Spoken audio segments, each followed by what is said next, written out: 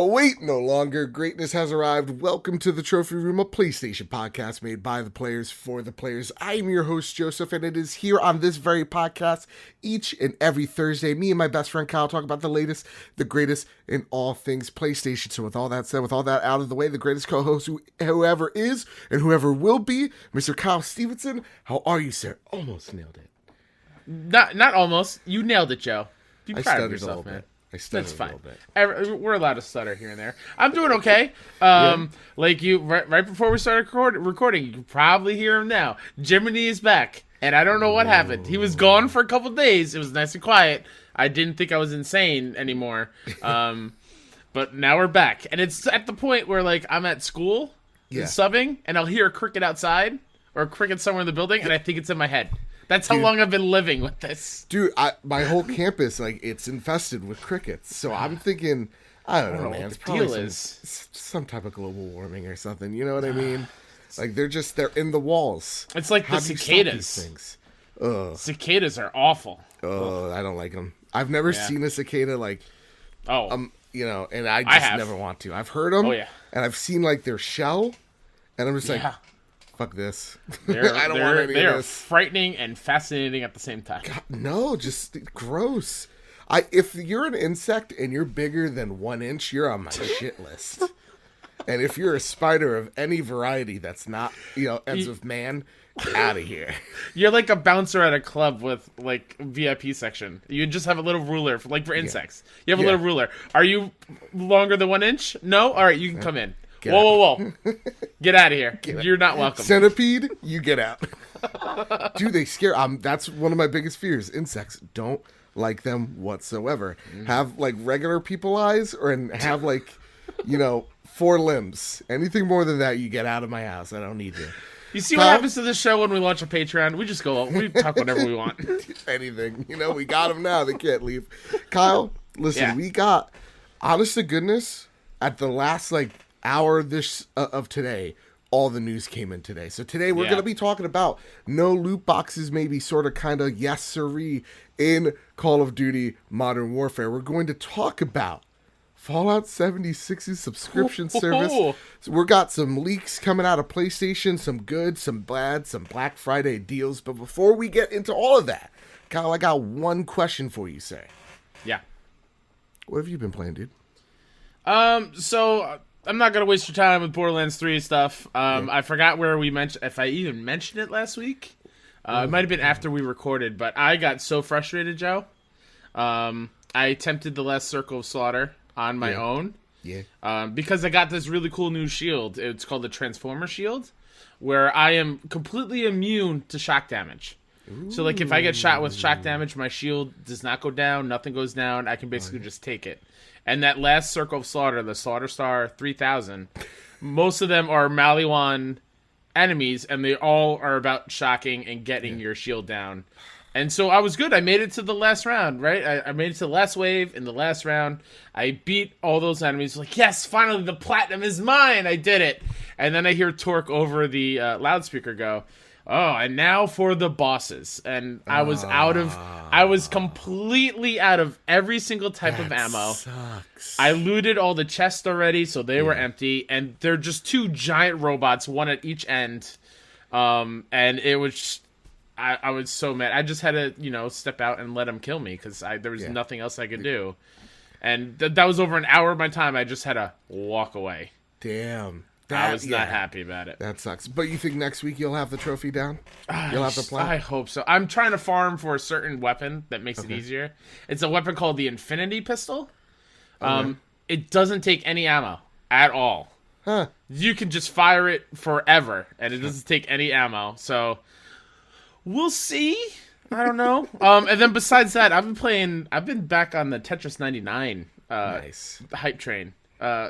No joke, that is very high on my list for Game of the Year. Really? I love Tetris 99. All right, you get out of here with your non-PlayStation stuff. Listen, man. I stopped talking about this a while ago. I have to sit here when you talk about playing Apex with your Xbox friends. They Come on mean now, nothing man. to me. They mean absolutely nothing to me. Yeah, okay. But you know what means a little something to me, Kyle? What? Fortnite Season 11. Is it really Bobby season Miller. 11? Yeah, Bobby Wow. Miller. Take out the tally because here's the thing. Here's the thing. I'm back in. Season 11's got me. The map is so freaking awesome. It's so much bigger. So what's ending up happening that I'm finding out is that I'm having a lot more engagements where it's just me and another guy and I'm not getting third-partied constantly because everybody's kind of all spread out. Now, they added bots in the game, which they're obvious that they're bots. But overall, the changes are great. They kind of simplified the weapons. So now there's not like a million different weapons. It's pretty much you got one set of pistols, one set of submachine guns, one set of assault rifle, sniper rifle, bazooka, and they all have different, rarities to them. So there's not a lot of.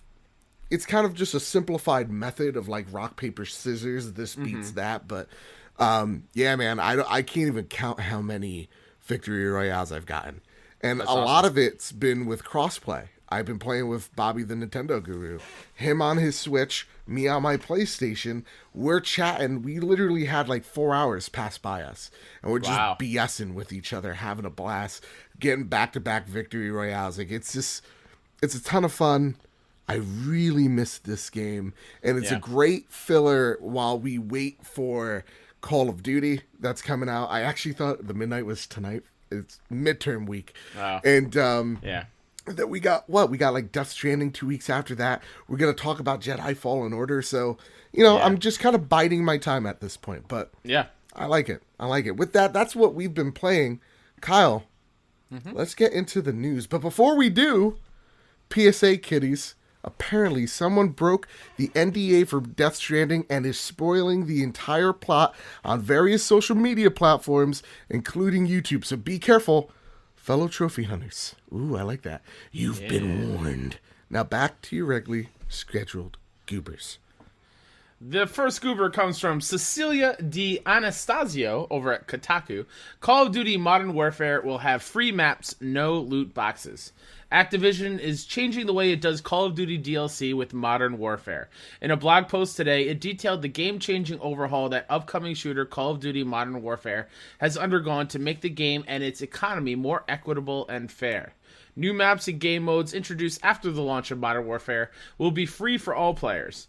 Activision said, and go live simultaneously on all platforms and Xbox owners. Won't have to wait for timed exclusives to be up. That's a very long sentence. I butchered that. My apologies. Don't worry about it. The game will also feature crossplay between platforms.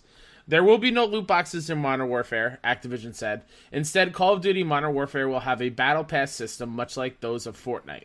Players can unlock weapons, attachments, and other content that can affect game balance as part of either a free or premium content stream, and that's all just through playing. As the post says, the streams, quote, will feature a variety of cosmetic content that does not impact game balance, end quote. The new Battle Pass system will allow players to see the content that they are earning or buying, Activision wrote.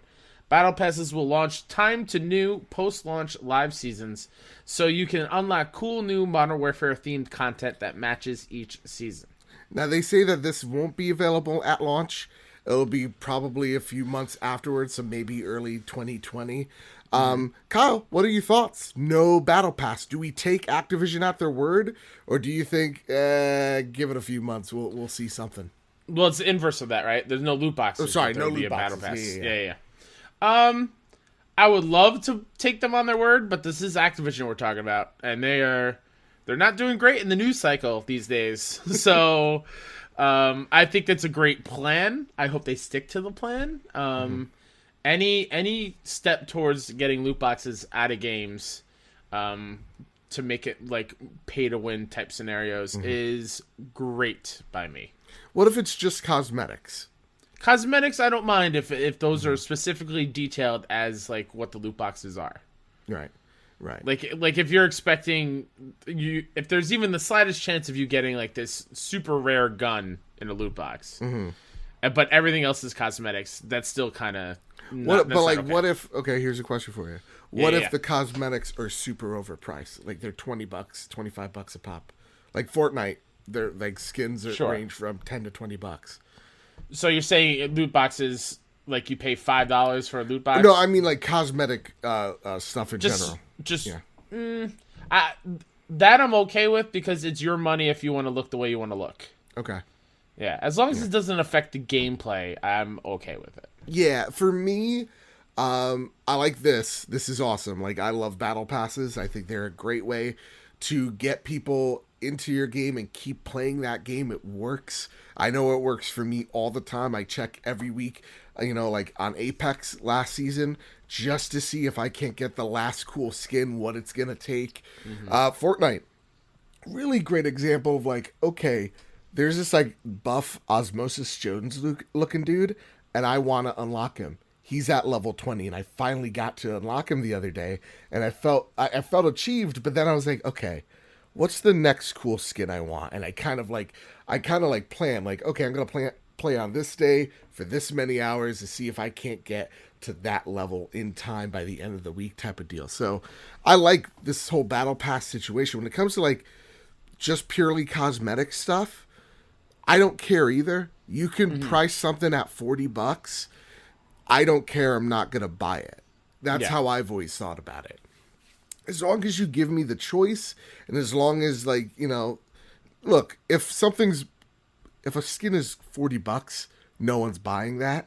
They're probably looking at the numbers and they're just like, how many people will buy it at this price, and kind of like, deciding at that point. Yeah. But like, for me, if I look at a skin and I'm just like, it's $18, I'm going to pass. But some of them I won't. Like the Cuddle Bear leader. I know it's a dope name, and it's also a dope skin. In Fortnite, I love that skin. It's a $20 skin. It's my favorite skin in the whole game. It's the one I play with the most, But it's cool. It's surprising. It's surprising that people like yourself spend $20 on just a cosmetic thing. Multiple times too, dude. Yeah, that's I mean, I that's like, throwing a rock in a glass house. Because like if there was a game I loved and I played and they had like Goonies skins, I'd be all over that. You know what I mean? But like, I guess since it doesn't really happen to me, or at least not yet, like if Borderlands ever does that, then we might have a problem where I might dip my toes in there. But yeah, I mean, again, if people want to spend their hard-earned money on a thing that makes them want to look what they want to look like in the game, then by all means. Now, I'm going to pick one thing out of what you just said there, though. Uh-oh. I've never watched The Goonies. I'm leaving. Goodbye. I've never Find a new co-host. I know Thanos is in it. Little Thanos is in it, right? Sure. Jiminy in the back agrees with me. Jiminy needs to go home. Find a new home to go towards her. This is my new home, man. This is my home now. You've never seen The Goonies? I've never seen The Goonies. We're derailing real fast in the show. Let me tell you something. But yeah, no. Awesome battle pass. I believe Activision. I'll be that person. I'll say that'll take it. I'll believe it. If they're saying it right here, they're making such a public stance about it. I don't think they're going to go back on their word 6 months from now. I just don't think that's going to be the case. You mean they're not going to pull Bethesda? We'll talk about them in a minute. Let's get to the next goober in a segment I like to call Rumor Has It. There's a rumor on the list. Yeah. PS4 will be less than $150 this Black Friday. This comes from Sammy Barker over at Push Square. Sony's shaping up to sell a lot of consoles this coming Black Friday 2019, as a leaked Walmart ad suggests that the system will be available for less than $150 this holiday. The savings apply to the standard 1TB Slim model, which doesn't come with any software. Meanwhile, the PS4 Pro will purportedly be available at $299, which represents a saving of $100 off the MSRP. Let me stumble on this word too. Purportedly. That's a weird word. That's a weird word. Yeah. Why? Because just say reportedly. So it's just say per, reportedly. Yeah. And then pour, and then like right afterwards, your mouth's doing something weird. Yeah, and then Tedley. Ugh, don't like it. Just be reportedly. That's all it's got to be. At this point, who doesn't own a PlayStation 4? I mean, there's some families who can't afford a PlayStation 4. I don't believe it. At this year, or I'm sorry, at this Black Friday, at this price, what do you think the number is going to be at the end of the year for the PlayStation 4? Right, we just got like the announcement of it sold over 100 million units. What do you think the end of, December 2019, what is that number going to look like when you have a console now, again, rumor has it, at 150? That's got to move some type of hardware. So what's the Slim at now? The Slim is at still $299, but it goes on sale so much and it dances in the 200s a lot. So I could see maybe by the end of the year it being strictly $199. Ooh, yeah, as like a permanent thing. Honestly, it's surprised me that it's been like both the console prices have been this high for this long. Yeah, like $300, like since the Slim has been announced, right? Like they dropped the price once and then that's it. Like it's amazing to me that they really just wait till Black Friday, because really there is no reason to drop the price since it's sold over 100 million consoles, Yeah, and people are buying it at that price, so why drop it from a business side? Because to be completely honest, I think at the price it is right now, PlayStation 4 Pro is completely overpriced. It is not worth that $399. Especially for the families. Like, I had mine before I had an HD 4K TV. Yeah. So it's kind of just like a regular PS4 at that point. Yeah. Okay, that was a quick rumor has it, but now we have another rumor on the list, Kyle. The meaty rumor. Yeah. PS5 backwards compatibility may include PS1, PS2, PS3, and PS4 games. This comes from Nicholas Wilder over at Game Rant. Following the recent announcement of the PS5's name and planned release window, Sony stated that it is still confirming if and how backwards compatibility will work on PlayStation 5. However, a new rumor suggests that the problem has not only been solved, but the scope of PS5's backward compatibility has been expanded. Now, if the latest rumor is to be believed, Sony is planning to take a similar approach, allowing for backwards compatibility with PS1, PS2, PS3, and PS4 games on the PS5. In part, this rumor has emerged from a tweet made by Twitter user PSE Erebus, I guess, at the end of September, which recommended that players don't dispose of, sell, or trade in any of their games from any of Sony's PlayStation consoles, including PS1, 2, 3, and 4. Some have taken this as a comment about PS5's backwards compatibility, but while it certainly should be approached with skepticism, it's worth noting that PS Erebus has a history of leaking PlayStation-related information, having recently revealed The Last of Us Part 2 release date. Furthermore, Vice journalist Patrick Klepek has added fuel to this fire with a comment made on the Waypoint Radio podcast, which appeared to further suggest backwards compatibility will play a larger role in the next-generation console. Specifically during last week's episode, titled Blizzard and the Hong Kong Protest, Klepek stated, quote, "Everything I've heard about the PS5, this is going back full 2 years now, has been a huge emphasis on history, and that is going to be the sort of thing where it's not just about the future, but also about the past. That means your ability to play lots of those games," end quote. Yeah, man, there's been a lot of rumors about what this backwards compatibility is going to be capable of on the PlayStation 5. I remember just going back to all the way earlier this year, there was rumors of it having backwards compatibility between PS3 and PS4 games. Okay, Kyle, with that said, do you buy into this? Do you buy into the rumor? Do you buy into what Patrick has kind of talked about on his podcast, which we won't title again? Let's wait for it. It's really good. Yeah, I am. I'm buying in fully on this. Ooh, okay. I think it makes sense. I think it is such a huge issue with lots of us PlayStation owners for a very long time being able to play the games that we have just over years and years of playing games on the PlayStation. Right.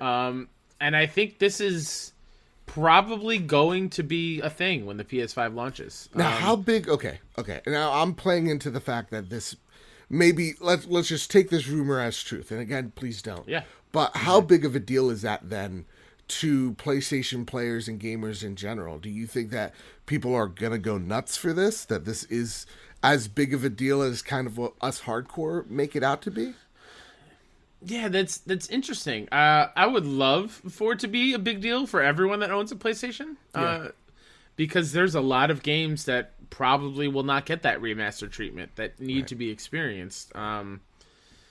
But I think with the casual gamers, I don't know if they're actually going to really dip their toes in it too much. Yeah. So you really think this is for? Because I think, in all honesty, the one that's the most important to have is the PlayStation 4 compatibility. Oh, absolutely. Right? Yeah. How many titles? I think.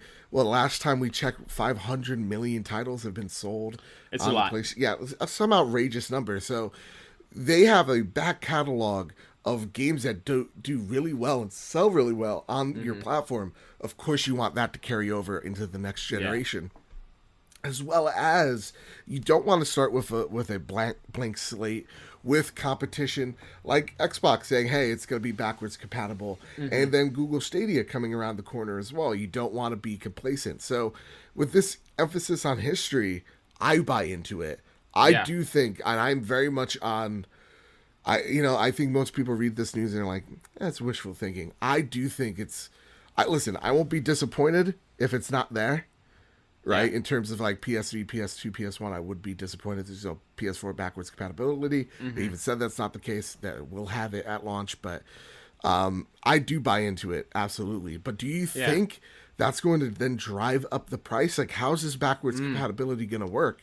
Is it I'm putting in my PS1 disc of Final Fantasy VII in there? Yeah. See, and that's the thing. Like, Final Fantasy VII has 3 discs. So how's that going to work? I forgot how that worked on the PS3 back in the day, the Fat Boy one. But yeah, it's prices. I'm getting a little worried about how much the PS5 might be at retail at launch because of all these ambitious things that they're trying to do with it. That's the thing that worries me as well, because I think we as gamers have all settled on, the next generation console is going to be $500. And I think Xbox has kind of teased it with how much the Xbox One X is priced at. And I think even with the PlayStation 4 Pro, at $399, both of them respectively, I think that does then indicate that the next generation is at $500. Yeah. But do you think that this could bump up the price to even higher? Because I don't want that to be the case. Oh yeah, no, absolutely. I think 500 is like a good brand new launching hardware type price. Yeah. I would be even okay with if it's 550, but even then, it's just like, I think 500 is good, and then you have enough to buy one game with it type of thing. Right. That's what I want. I don't want, the PS3 $599, $600. Well, here's the thing, and that's the thing too, because this generation coming, Xbox does have the upper hand. I mean, think of the sales pitch, right? Scorpio, or sorry, not Scorpio. What are they calling it now? Scarlet. Xbox cheesecake. I don't give a fuck. Their naming is so stupid. It's ridiculous. Xbox Indigo drops, and they're just like, listen, this console, most powerful Xbox, blah blah blah. Here's the Wired article that from the PlayStation, because that's pretty much this console too. But all the games that you see here, the new Halo, the new whatever, the other Rise Son of Rome game, all the launch games are on Game Pass, and for everybody it's like $1 starting off. Yeah. That is, they're gonna go balls to the wall with Game Pass with this console. So I don't think Sony can be. They have to be competitive. So I really think that when they say backwards compatible, I do think it means you could put your disc in there, but. But it's something that's linked to PlayStation Now, and it's something that they're going to keep adding over the months. So you're going to see, like, I don't know, Jack and Daxter 1, Spyro 1, and Time Splitters, and Resistance Fall of Man for 1 month, and then the next month it's like Ratchet and Clank. It's funny you bring up Resistance, because something when I was reading Patrick Klepek's quote here, when he said huge emphasis on history, I'm thinking back, like, scrolling on Twitter, like, you got Rocksteady been tweeting out, like, retrospectives of, like, artwork of their past Arkham games. And then recently, Insomniac has been going back and posting all their old games, and as, like, hey, this is our history, this is our lineage of games, and wouldn't it just be awesome to be able to relive those again and make it be easy? Like, it's so... Again, I would, and I'm not kidding you here, I would subscribe to PS Now day one, if they give me backwards compatibility. Absolutely, same. Yeah. Before I leave the store, I will buy it like a year. Yeah. If they have like those little prepaid card things. Yeah. Well, who knows? Maybe they do a deal with Taco Bell, you know? Buy a chalupa. Here's 18 months of PS Now. With that, Kyle, let's get to the next rumor. This one's a sad one, so let's brace ourselves here. This comes from Games Radar writer Heather Wald. Rumors suggest unexpected news about a Sony first-party game is incoming. The online world is currently abuzz with rumors suggesting we may soon hear some unexpected news about a Sony first-party title soon. It all began earlier today, that's October 23rd, when Daniel Ahmad posted a tweet saying something will soon be revealed. His Twitter handle is @ShugEX. Looks like we might hear some unexpected news about a Sony first-party title soon. Others, including Kotaku's Jason Schreier, have chipped in since suggesting it could possibly mean an upcoming release from Sony may be delayed. As is the nature of rumors, we don't know anything for certain at this stage. While everyone is talking about delays, there's always the possibility that the unexpected news might not necessarily relate to a delay at all, but that remains to be seen. Why is everybody jumping the gun here, Kyle? I think everybody's saying it's The Last of Us Part 2. It's delayed. This is the worst thing ever. So I think the reason why that is coming up with the whole delay thing is because Jason Schreier popped into that thread. And he said, no, I'm not known for like canceling games or whatever, or I'm known for like delaying stuff. Basically, was like the whole premise behind that tweet that he put in there. Yeah. So everyone's kind of like, oh, it's The Last of Us or it's Ghosts, much like the rest of this article, which I didn't put in there. Basically saying it's got to be one of those two if it's a delay, because what else does PlayStation really have going? Hey, maybe Antonia's right. At the last second, all those spoilers for Death Stranding come true. No way. And Kojima's like, give me a week, I need to fix it. That's insane. Give me a week. The baby is now in your chest like a xenomorph, you know? Part of me does think it's a delay. I will feel very weird if it's a Last of Us Part 2 release, because I feel like they waited specifically to announce a date until they were kind of ready with it. But again, Naughty Dog has a history of kind of delaying their games a little bit. Here's the thing. Yeah. Okay. I'm just going to say it right here, right now. What up? I understand, like, people are going to point out, oh, Final Fantasy 15 was announced that it was going to be this day. Ended up next month. They delayed it. So again. did Kingdom Hearts 3. Yeah. Say, how many times at Kingdom Hearts? Exactly. Jesus. How many times at E3 we were shown Goofy and Donald just being complete fucking dorks? Oh my god. Can we now stop pretending? Can we stop pretending that both Final Fantasy 15 and Kingdom Hearts 3 were good games? Can we stop living in that lie? All right. But here's the one thing I know, okay? As I get the hate train. I'm only kidding. You like what you like. Is that I don't think it's The Last of Us Part 2. It would be very weird if it is delayed right after the release date's announced. They've made a big deal about it. They're like, here's the release date. We're seeing more little clippets online about it. I mean, people got like... That's a new word. Yeah, I know, right? Shut the fuck up, Adam Leonard. Every week.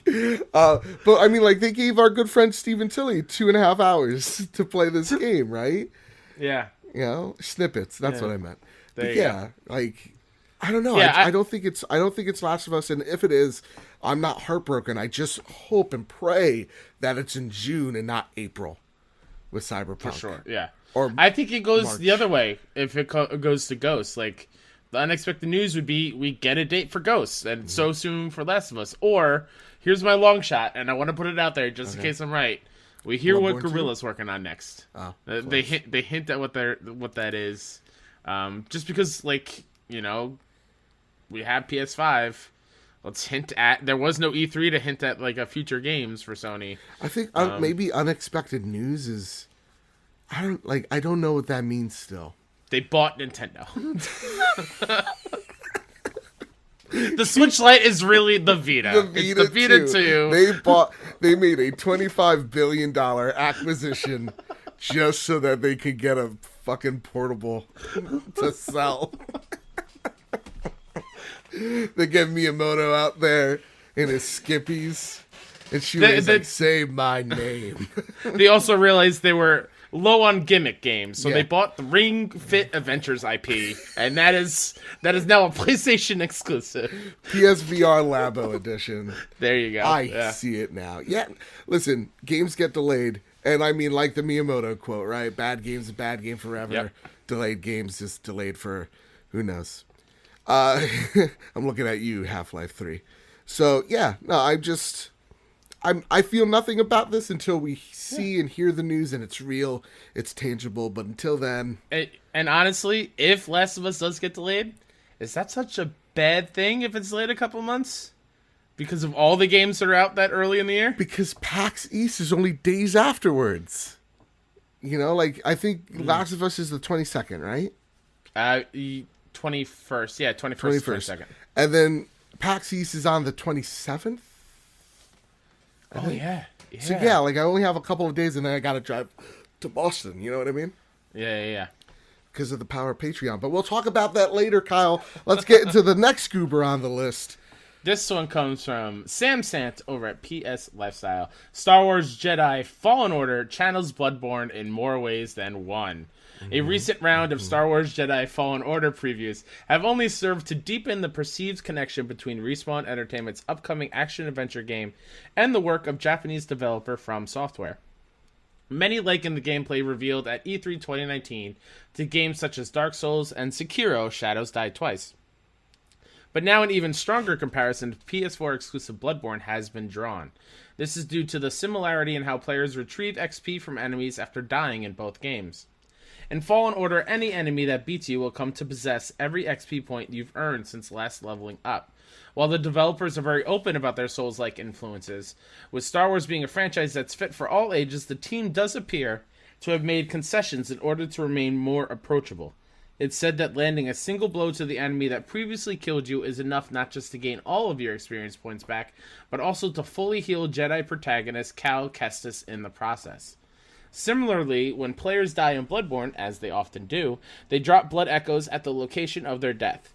Echoes are that game's form of experience points, which is then possible for enemies to pick up and carry around until they're defeated. This key difference to the aforementioned Dark Souls is what makes the Victorian-era RPG such a good comparison point for Jedi Fallen Order in this aspect. The healing element is also reminiscent of recent release The Surge 2, which restored the player's entire health meter upon retrieval of that title's XP equivalent called Tech Scrap.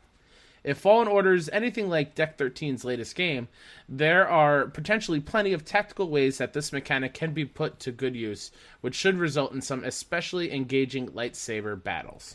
Stop right here, Kyle. Stop the goddamn presses. First, I made you read this article. Why? I know. Because the moment I saw the title, I was like, Joe must have been jumping up and down, running around the house. I did. Kyle, we've seen the gameplay footage of this game. It screams Souls-like. And for me, that gets me off. I'm telling you right here, right now. This gets me so hyped. From what I've seen, this is like my dream Star Wars game. This is it.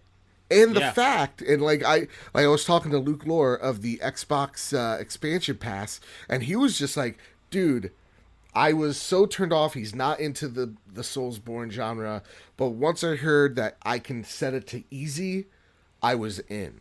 So I want to know what you think after hearing all this stuff: Bloodborne, Dark Souls, Star Wars. Where are you on your hype level for the Fallen Order? Yeah, I'm with Luke on that one. When I watched this video, I want to specifically shout out the Easy Allies video because they have lots of gameplay footage in there, and it's so great. 20 minutes of freaking fantastic coverage. It's so good. Mm-hmm. The Souls-like stuff, Bloodborne aspects, is not what's really selling me on it. Is knowing that the Metroidvania part of it is no joke. Yeah. It's going back and unlocking skills, and you can't access certain areas until you have that skill. That is what's making me super excited, and knowing that even though the enemies so far just kind of, or before this preview thing went up, it just seemed like a bunch of stormtroopers. Yeah. And I felt like that would have been a little repetitive and kind of boring. Mm-hmm. But it seems like there's a lot more to it, and a lot more like puzzle solving in terms of platforming, and like it just sounds like every bits and piece of games that I love into one package. I mean, it seems like you get the Uncharted traversal, and then you get the Metroid Prime discovery, and then you get the Dark Souls, Bloodborne, Wombo Combo combat. Yeah. And you have force abilities. Yeah. And to me, like, the one thing that I really saw out of this that I really liked was it goes back to Rogue One. Hallway scene, you know, Vader's there and he's just, God, it's one of the best scenes of all of Star Wars. And you see how he's handling all those troopers, right? All those rebels. And it's not like he's doing it with ease. He is like, you know, well, he is because he's badass. He's Darth fucking Vader. But, like, he's, like, you're seeing him deflect. You're seeing him take guns away from people. You're seeing him force choke people, like, in order just to get through, you know, half a dozen guys. Like, that. That's awesome because, he doesn't have a gun, right? Vader doesn't have lightning powers. So, like, it's awesome to see that in this game. It's also saying, hey, you're new at being the Soul Jedi thing. This is not Force Unleashed. We want you to think about your movements because that's what Jedis would do. Think about every engagement before you go in. I mean, working the Jedi meditation into bonfires, I'm in. And like all of a sudden this game became I'm gonna buy it because I'm a Star Wars fan. Yeah. I love Star Wars. Where's my Kylo Ren saber? Where is it? That's right there. See? I love it.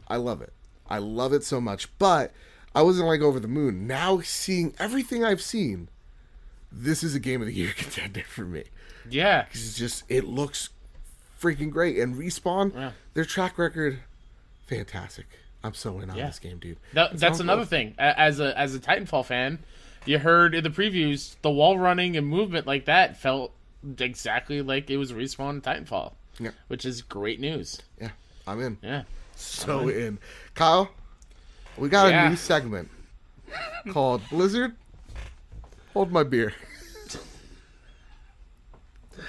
Charlie Hall over at Polygon writes, Fallout 76 private servers will cost $12.99 a month. Fallout 76, the latest and most troubled iteration of the Bethesda Game Studios' post-apocalyptic role-playing franchise, is adding private worlds. Those interested in playing the game alone or with a small group of friends will need to sign up for a $12.99 monthly membership or buy a full year of the service for $99.99. Bethesda announced the subscription service called Fallout First. Quote, if you're a Fallout First member, how you use your private world is completely up to you. Invite up to 7 of your friends at a time, 8 total people per private world, to join you in taking on the dangers of post-apocalyptic West Virginia, or play completely solo. The announcement explained. All gameplay remains the same from adventure mode, and all characters entering the Fallout First private worlds must be existing characters. The $12.99 fee also gets you a handful of additional benefits, including a new scrap box, which provides unlimited storage for crafting components, a survival tent, which adds a new placeable fast travel point on the map, an allowance of 1,650 atoms, Fallout 76 premium currency per month, a special Ranger armor outfit, which includes the iconic uniform from Fallout New Vegas, and a selection of icons and emotes. Oh, man.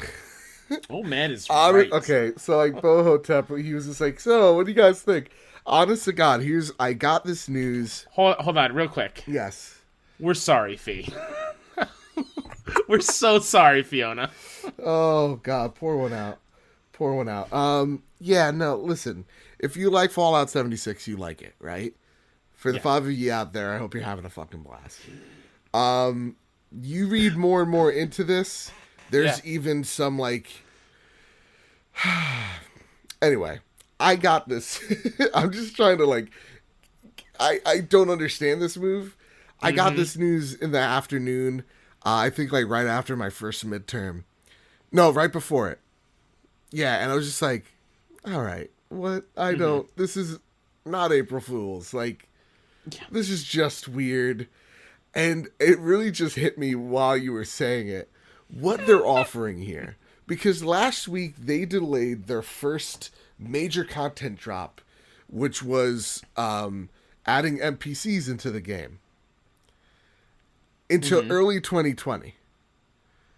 And then all of a sudden they're like, oh, I know we're working on this on the back end, but in the meantime, here's the thing we could charge you for. And it's $12.99 a month. I'm trying to specifically find a tweet. And I'm not like not paying attention, Joe, but it was fine. I loved this tweet so much.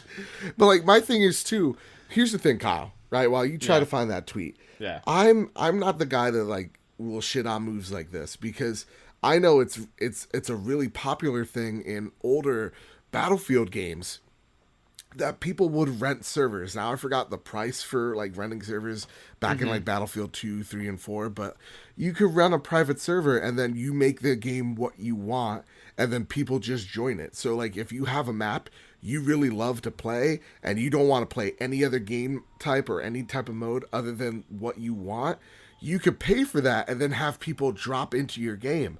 That's totally fine.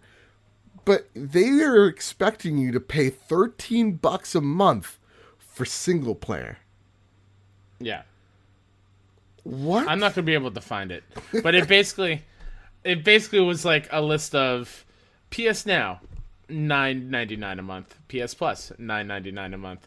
Game Pass, $9.99 a month. Fallout 76 private servers, $12.99 a month. Something does not add up here. Yeah, and here's the perfect thing, too. I know this is a Trophy Room PlayStation podcast. I get it. Follow me on this logic here. Okay. If you want a single-player game that's going to cost you over $100 in a year, go out there, play Outer Worlds on Game Pass, because then you'll also be able to play like Fallout 4 and Fallout New Vegas on there as well. And then a bevy of other games. Go to PlayStation Now. They're on there too. You know? Like, this is... Oh my god. Mr. Brawl writes with this question. With Fallout getting a subscription model and already has in-game microtransactions, how much longer do you think games will have a base asking price and then a subscription plan? Cool. It worked back in WoW days, so do you think this is still passable or the last time we'll see it? Great question, Mr. Brawl. Great question. Fantastic question. We're seeing games and services. Yeah. When does a battle pass evolve into a subscription fee? I hope never. Yeah. I really do, because I like knowing that I'm buying a product in full to get the complete thing as of like it's being presented to me in the box. Yeah. Like that comes with some caveats. Like if you are buying a multiplayer game with like DLC is coming, then obviously there's more getting added to it. But like having a subscription thing to be able to play something you spent your hard-earned money on to spend more money on just to play it. It seems backwards, and I think not great. Even at this point, when it comes to WoW, like that is the kind of like the exception, not the rule nowadays. Where like WoW now, like I look at it, I'm like, I can't. There's no way I could even. I mean, first off, like fucking liberate Hong Kong, revolution of our times, and also coupled with the fact that I can't spend $60 on a game and then $12 a month to play that game. Like PlayStation PlayStation Plus and Xbox Live, I hate paying for those. You know? So like let alone for one game, I hope this is never the case. And I think the reaction and how vitriol that reaction is telling that nobody likes this. And I don't think it's ever going to be a thing. But I think the closest thing Yeah, I saw another funny tweet out there about this where it's like, well, I guess Todd Howard has to come out and apologize again. Nimble on Twitter, man. Yeah. Oh, God. And here's the question. Since this game does have microtransactions, right? Uh-huh. With getting the subscription, are they going to be like, hey, now you have a discount for microtransactions? No. And the thing that would be... It's like it's really... Them just handing out free currency, not even free, you're paying $12 for it, is pretty much them trying their best to add value to this game that's valueless. Mm-hmm.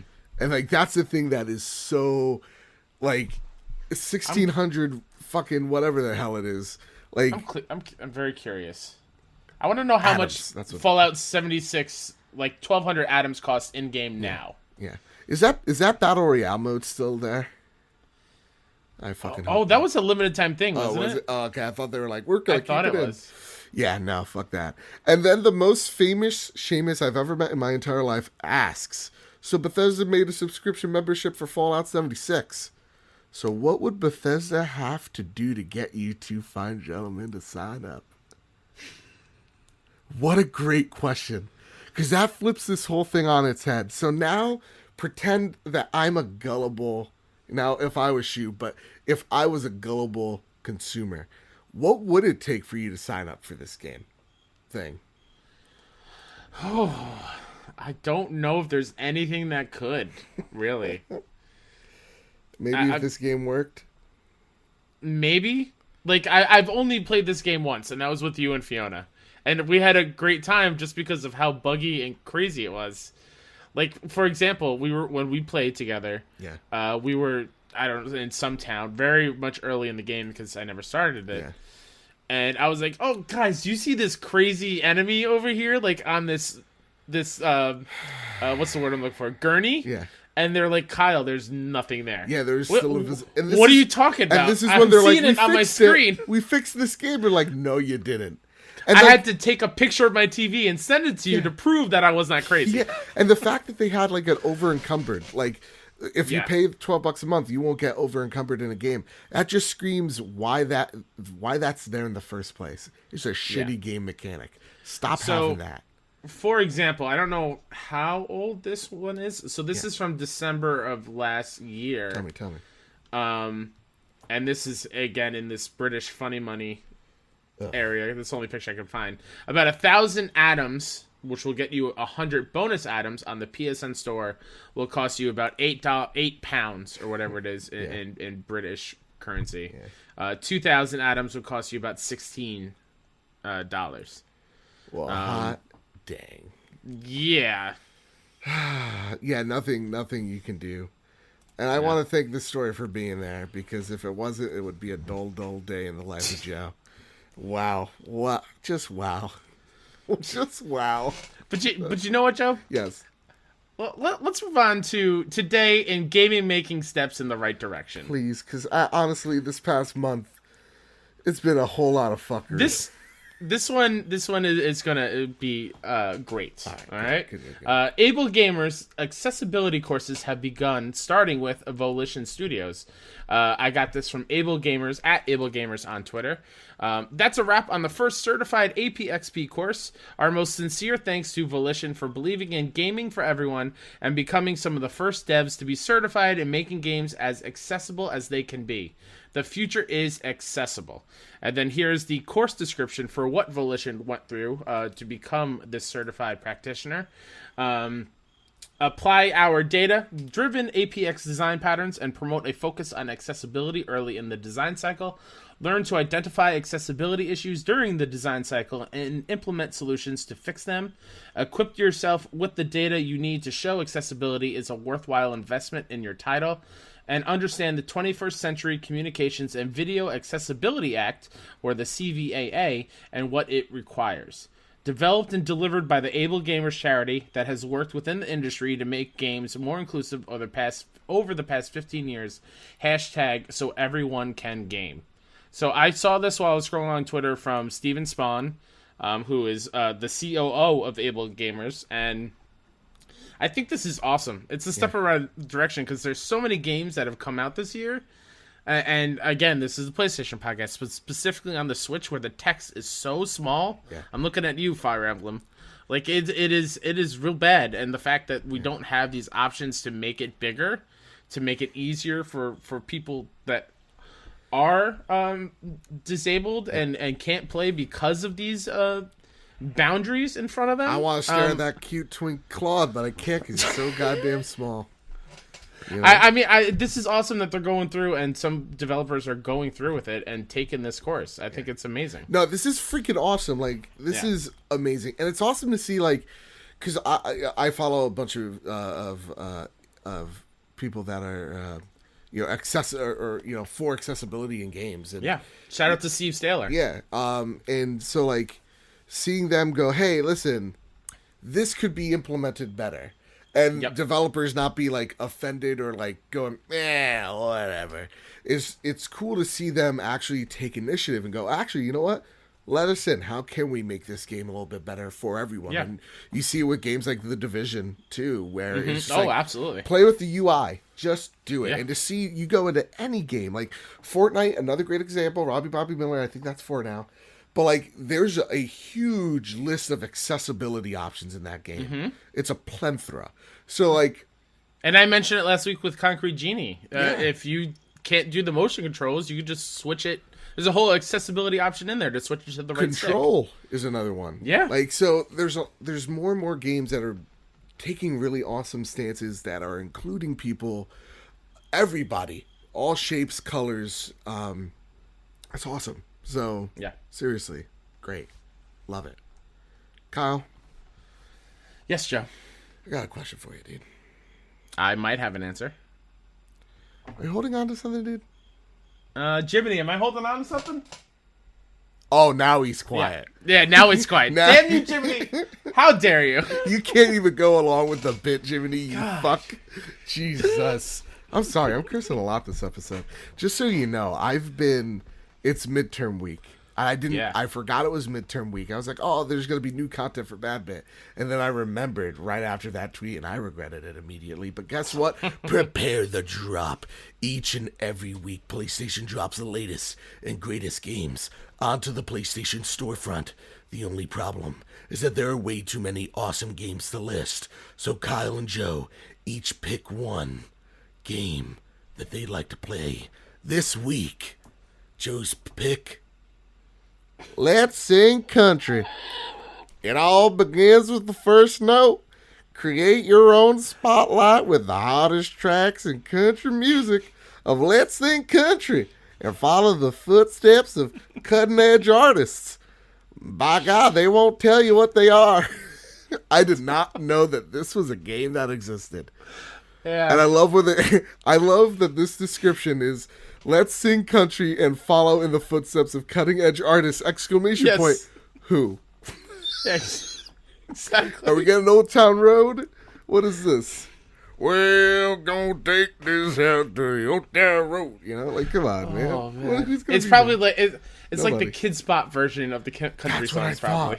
Or like now this is whatever. You know, what is that called? Yeah, it's like, now this is music 2019. Oh, yeah, now that's what I call music? Yeah, now that's what I call country.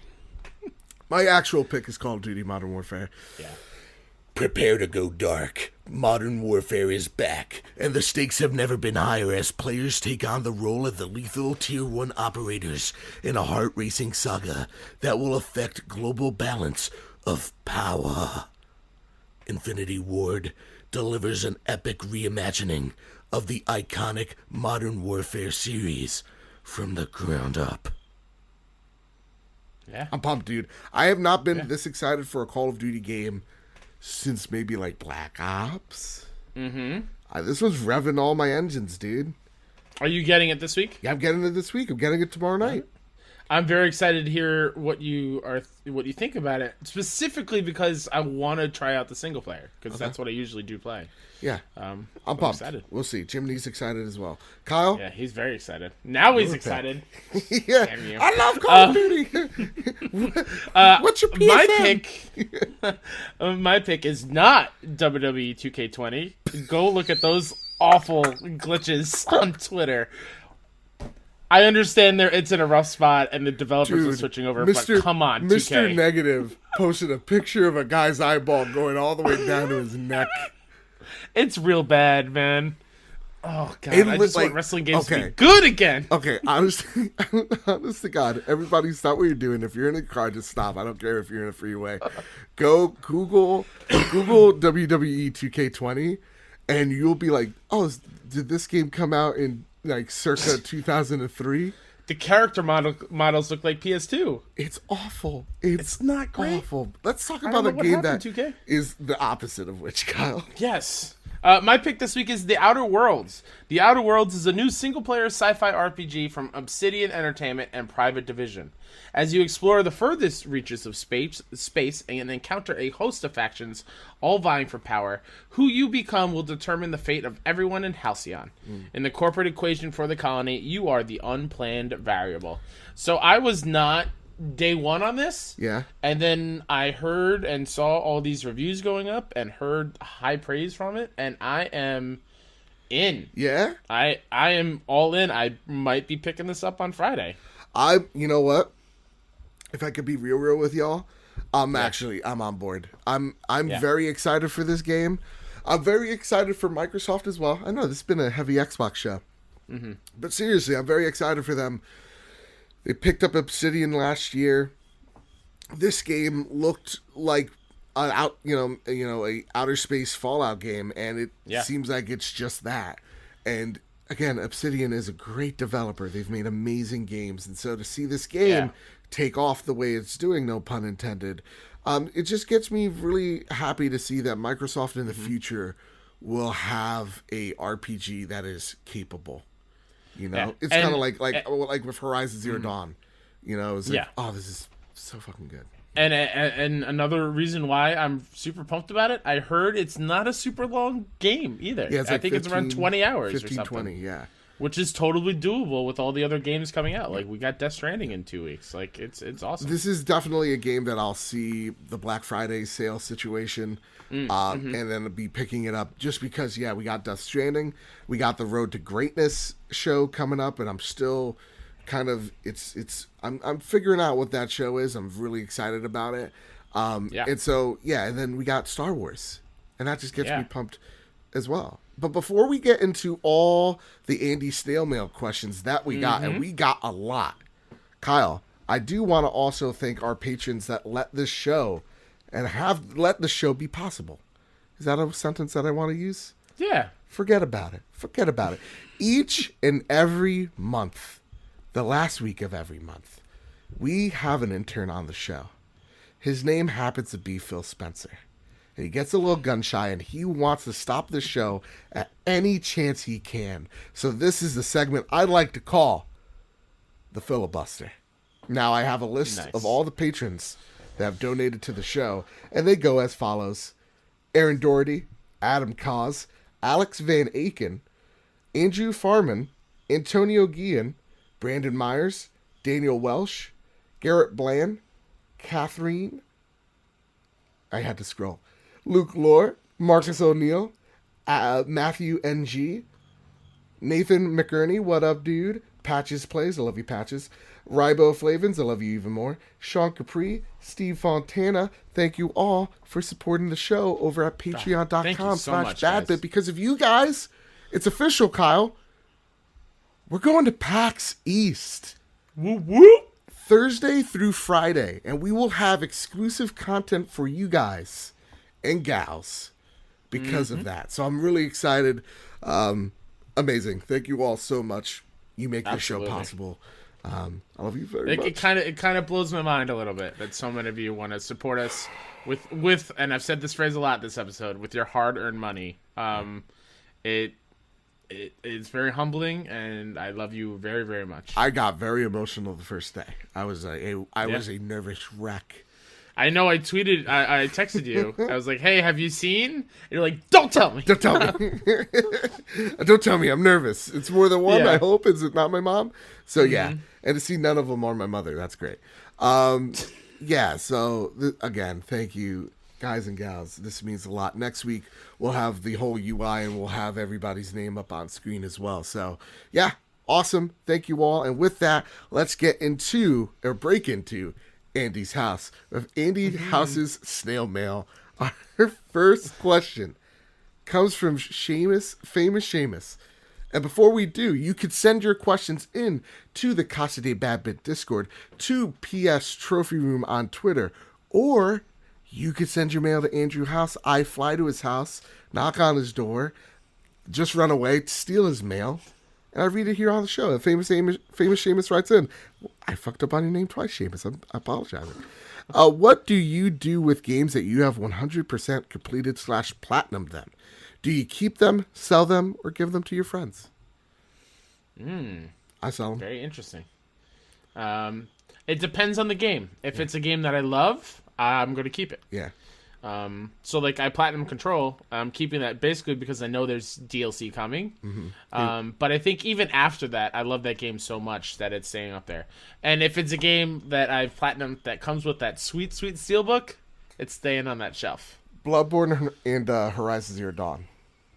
Yeah, those are the only two that you're keeping forever. Yes, I have sold the rest. You sold God of War? Oh, sorry, God of War as well. Sorry, God of War stays there. Okay. Thank you for reminding me. Yeah, games that like hold a huge sentimental value to me, I keep ever since I sold Red Dead Redemption. By God, there you go, Trey. You got me there, sir. You got me because I sold the first Red Dead Redemption for a goddamn Xbox Connect. By God, the city slickers got me on that one. Yeah, you almost spit out your water. I sold Red Dead for Connect. Whoa, Talk dude. about woes me is right. So ever since then, I threw that Connect out. I burned it. And if it's a game like Bloodborne, like again, game of the generation, not kidding around, but just kidding, I keep it. It has to hold. If I know I'm gonna play this game next year, then I'm gonna keep it. That's how I. Yeah. That's how I roll. Or if it's a game that I know will have a sequel or it's part of a franchise, I'll keep it so I can replay it leading up to the next one. Oh, I like that. Yeah. And yeah, I even sold The Last of Us. I forget why I did. And I regretted that one too. Those are the two games I was just like, I'm a fucking idiot. Nasty Boots writes in, my question is, do you think Sony's playing it safe by just calling it the PlayStation 5? Should they have changed things up a bit?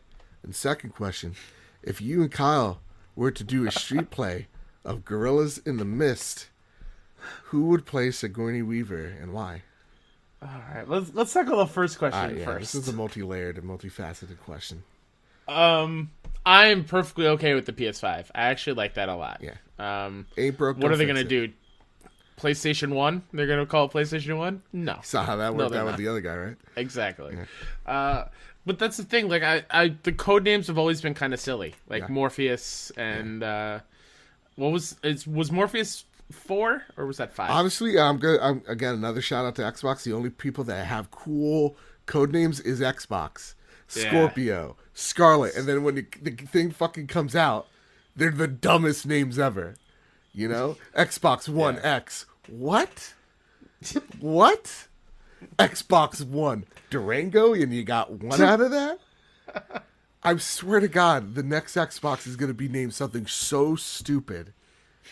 I bet it's going to be called X. It's going to be called Xbox Stadia. Oh, there it is. There you go. Heard it here first, folks. We broke it. Is that They're right? just going to bring Connect back. Let's ask our favorite intern. Let's ask our favorite intern, Phil Spencer. Phil, is that the right one? What? He's doing a half nod. Very weird. Phil, do you want to get on the mic? No. All right. Maybe next time. And as far as Nancy Boots' second question, here is the synopsis for this movie that I've never heard of until this. Please. This film is an adaptation of wildlife expert Diane Fossey's autobiography. Midwesterner Fossey, played by Sigourney Weaver, leaves the United States for Africa, where she studies the gorillas of Rwanda and Uganda. As Fossey develops a bond with the animals, she also becomes wary of the poachers who prey on them.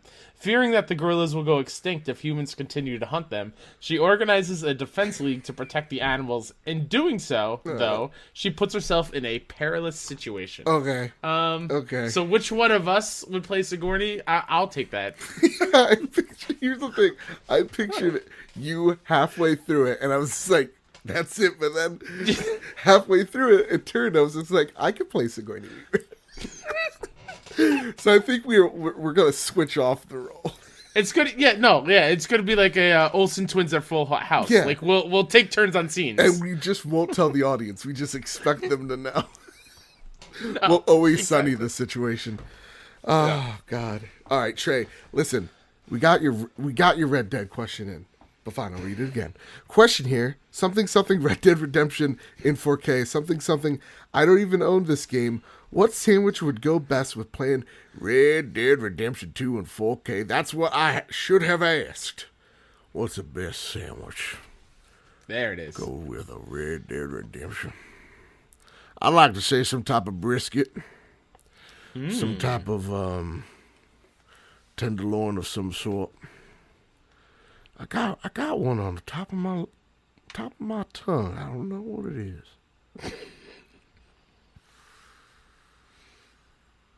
It's gonna be a London broil. That's right. On a nice ciabatta bread. I know you might be thinking, ciabatta, what are you, some type of French? Well, sometimes I like to be a little sophisticated when I eat my finger foods, by God. Nice thick slice of cheddar. Get some mayo on that. And listen, be a little liberal with the lettuce or tomatoes. Just get it out of my politics. You know what I'm saying? By God!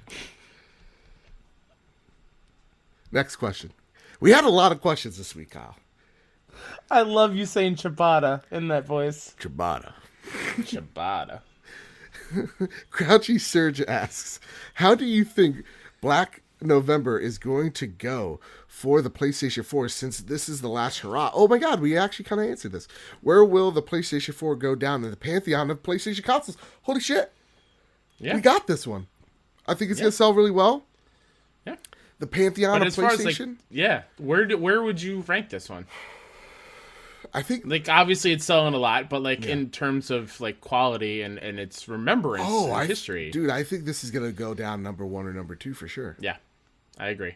Yeah, I think you could put the PlayStation 2 above it in both units sold and the games on that console alone. But like, PlayStation 4 was no slouch this generation, you know? Yeah. So yeah, pantheon of consoles, I think second or first. Mm-hmm. Yeah. Our next question. The Insipid Ghost, a.k.a. Luke Lore. First, how should Sony go about approaching the mobile market or mobile devices? Does their app need a refresh?